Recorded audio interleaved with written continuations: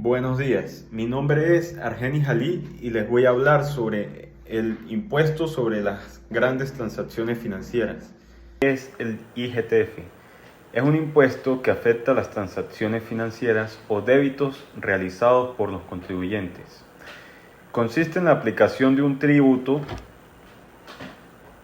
que comprende un porcentaje fijo del valor de una transacción de retiro, débito o transferencia desde cuentas registradas en el sistema financiero.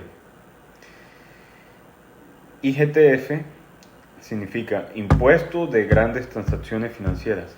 Su origen radica desde el impuesto al débito bancario de muchos años atrás, de 1998, año 2000, que inició con un 0.5% aplicable a todos los sujetos pasivos. Posteriormente se revive en el año 2015 cuando nace el IGTF, comenzando con una alícuota del 0.75%. La alícuota comenzó a modificarse donde aumentó un 0.25%, quedando en un 1%. Luego se le realizó otra modificación y actualmente se encuentra en una alícuota del 2%. ¿Quiénes deben pagarlo? Los sujetos de este impuesto son una categoría de contribuyentes determinada por la administración, denominados sujetos pasivos especiales o contribuyentes especiales. Estos contribuyentes especiales son calificados y notificados por el CENIAT por medio de una providencia y tienen que cumplir una serie de requisitos. Esta providencia administrativa está publicada en Gaceta Oficial el 30 de junio de 2004, artículo 4. ¿Quiénes son los contribuyentes de este impuesto? Son contribuyentes de este impuesto los sujetos pasivos especiales por los pagos que realicen, los sujetos pasivos especiales por los pagos que realicen en especie, sujetos vinculados por los pagos que realicen. Es decir, vinculados es cuando un ordinario está asociado con un especial, por lo tanto tiene que cumplir con este tributo. Persona natural, persona jurídica, por pagos realizados en divisas. Persona natural y persona jurídica, pagos en divisas a sujetos pasivos especiales. Artículo 7. ¿De qué manera se grava este impuesto? Si la erogación o gasto se hace por transacción bancaria, el banco descuenta de una vez el tributo. Si se hace una venta en efectivo, se tienen 15 días para realizar el proceso declarativo, dependiendo del calendario de contribuyentes especiales y ordinarios. Artículo 8. ¿Quiénes están exentos de cancelar el IGTF? Exenciones: el Estado, entidades de carácter público, Banco Central de Venezuela, instituciones públicas, débitos en cuentas corrientes, diplomáticas, transferencias o emisión de cheques para pagos de tributos. El IGTF es deducible del impuesto sobre la renta. El IGTF no es un tributo para fiscal, es decir, no se le debe descontar a los trabajadores. Entonces la respuesta sería: no es deducible al impuesto sobre la renta, pero sí debe ser cancelado por las empresas como concepto de IGTF. Impuesto que está asociado al gasto y no a la utilidad, lo cual lo hace más complicado. Artículo 16. ¿Cuándo se debe declarar y pagar? Declaraciones y pagos cuando el IGTF recae en cuentas de banco a la fecha correspondiente del calendario de contribuyentes especiales. Es importante resaltar, vinculado a la fecha del IVA.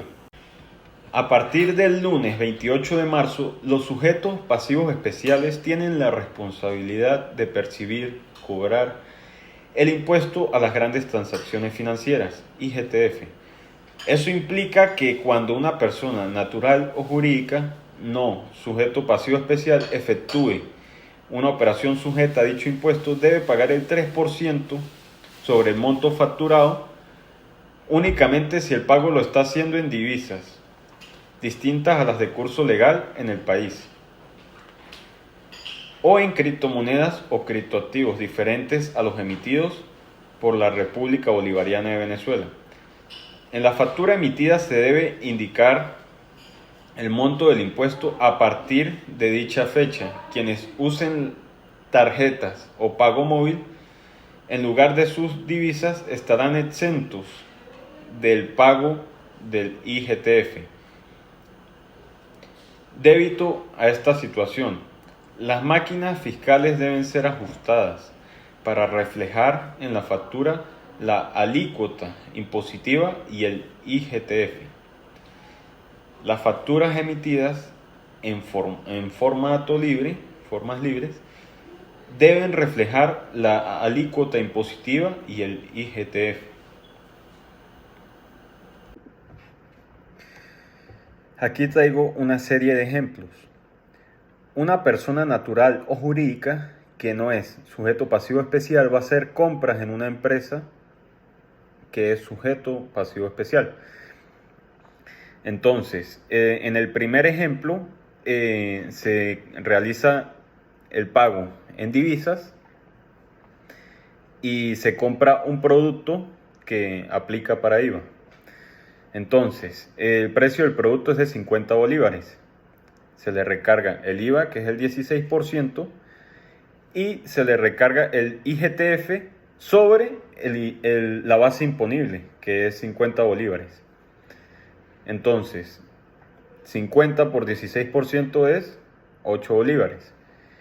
Y 50 por 3% es 1.5 bolívares. En total nos va a dar la suma de dos impuestos más la base imponible, da un total de 59.5. Okay.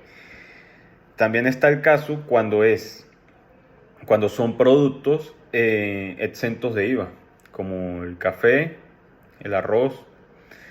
Entonces, la factura son 50 bolívares. No tiene IVA porque es exento de IVA, pero como se está pagando en moneda extranjera, paga un 3% sobre los 50 bolívares, lo cual nos da 51.5. El tercer ejemplo es el caso en el que la persona, el cliente que va a realizar el pago, va a realizar la mitad del pago en bolívares y la otra mitad en moneda extranjera. Sobre los 50 bolívares se paga el IVA del 16%, que son 8 bolívares. Para la parte que se paga en bolívares no aplica el IGTF, y para la parte que se va a pagar en divisas aplica el IGTF, o sea, el 3%. Por lo tanto, solo va a aumentar por concepto de IGTF un 0.75 bolívares, que es el 3% de 25 bolívares. La factura total a pagar da 58.75. El cuarto ejemplo es el precio del producto, 50 bolívares, paga el IVA, pero el pago lo va a realizar en bolívares. Por lo tanto, como ya lo expliqué en el ejemplo anterior, cuando se realiza el pago en bolívares, queda exento del pago de IGTF, si es una persona natural o jurídica ordinaria. En el caso de que fuese un agente de retención, una empresa, un sujeto pasivo especial, tiene que pagar el IGTF, ya que se le debita de su cuenta en cualquier transacción que realice.